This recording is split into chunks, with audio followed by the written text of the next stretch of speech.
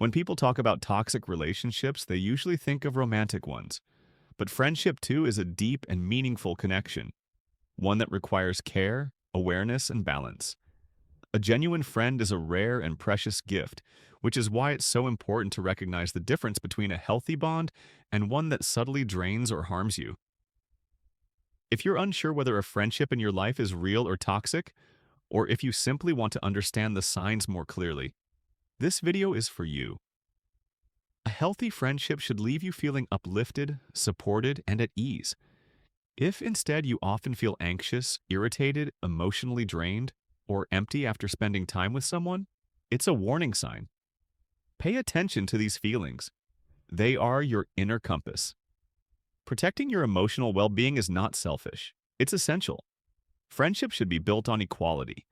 If you constantly find yourself playing the adult, offering advice, carrying emotional weight, fixing problems, the dynamic is unbalanced. You shouldn't be anyone's therapist, life coach, or emotional caretaker by default. If decisions are always made without your input, or if your concerns are dismissed, speak up. And if you're not heard, it's worth asking whether this connection is truly mutual. Healthy competition can be motivating in work or hobbies, but not in friendship. If your conversations feel like a constant comparison game, who's more successful, more attractive, more interesting, the relationship lacks the foundation of sincere connection. True friends celebrate each other's wins without envy. They inspire, not compete. Friendship thrives on emotional reciprocity. It's not just about talking, it's about being heard, understood, and respected. If your words are regularly interrupted, dismissed, or brushed aside, it shows a lack of real presence. A safe friendship allows space for vulnerability and honest expression, without judgment. This may seem minor, but it's often a sign of emotional stagnation. If every meeting revolves around gossip, superficial talk, or rehashing the past, your connection may no longer be growing. Fulfilling friendships evolve over time, bringing curiosity, discovery, and mutual enrichment. When depth disappears, it's worth reflecting on what still connects you. Boundaries are not barriers. They're the framework for healthy, respectful relationships. If you feel guilty for saying no, pressured to agree, or afraid of letting someone down, that's not friendship. That's control. A real friend respects your autonomy and your time. They don't expect you to be constantly available or to compromise your own needs. In the fast-paced world of the 21st century, where careers, communication, and success evolve at lightning speed, relationships are increasingly being treated as tools. Friendships once rooted in connection and shared values are now sometimes formed with a motive for influence, networking, benefits, or status. Especially in the era of social media and instant access, forming connections with purpose has become normalized. Sadly, this mentality can creep into even our most personal spaces, including friendship. Sometimes a person isn't in your life because they truly care about you, but because you're useful. You bring opportunities, status, resources, or simply convenience. The tricky part? It's not always obvious. These people can appear warm, charismatic, even deeply supportive. But beneath the surface, it's all calculated. Now we'll explore how to spot a friendship built on convenience, and why it's so important to guard your energy and emotional well-being. You're always available when they need something: advice, support, money, contacts, or favors. But when you reach out, they're suddenly busy, unavailable, or disinterested.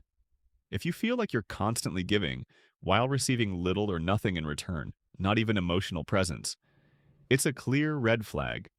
That's not friendship. That's being used. You rarely talk just to catch up or share moments. Most interactions are transactional. Can you help me with this? Know anyone who could get me in? They disappear for months, then resurface the moment they need something. You're not a person to them. You're a means to an end. If you say no, they immediately guilt trip you. I thought we were friends. You're really going to leave me hanging? You owe me this. This isn't a request, it's manipulation. True friends respect boundaries. They understand that no doesn't mean rejection. It means self-respect. They rarely ask how you're really doing. Conversations are one-sided, revolving around their problems, their successes, their needs. You listen, support, and hold space, but your own life seems invisible in their world. You're not seen as a whole person. You're a background character in their story.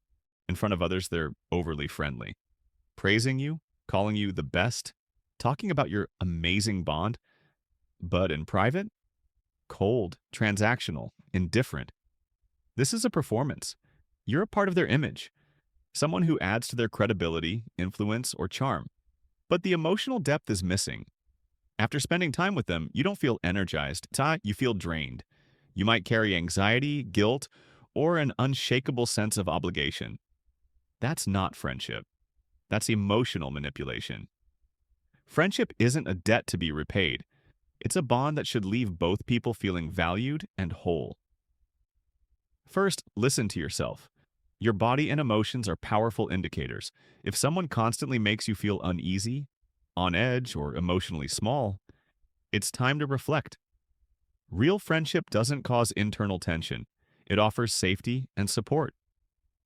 Second, set boundaries. You don't have to fight or explain yourself. A calm, clear no is enough. People who care about you won't be offended by your limits. They'll respect them. Take a step back and observe the relationship dynamic. Who initiates contact? Who offers support? Checks in? Makes time? If the flow is always one way, it's not friendship. It's emotional labor without return. And finally, don't be afraid to walk away. Letting go of a pseudo-friend can feel like shedding a heavy coat you didn't realize you were wearing. It's a release, a return to your own emotional space and clarity.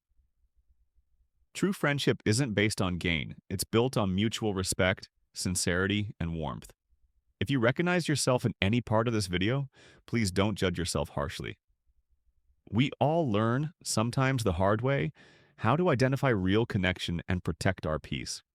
If this video was helpful, give it a like and subscribe. We have many more honest and important conversations ahead about life, people, and what truly matters. And in the comments, share your story.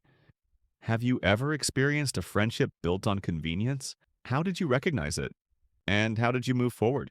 Your story could be the lifeline someone else needs. Thank you for watching. See you in the next video.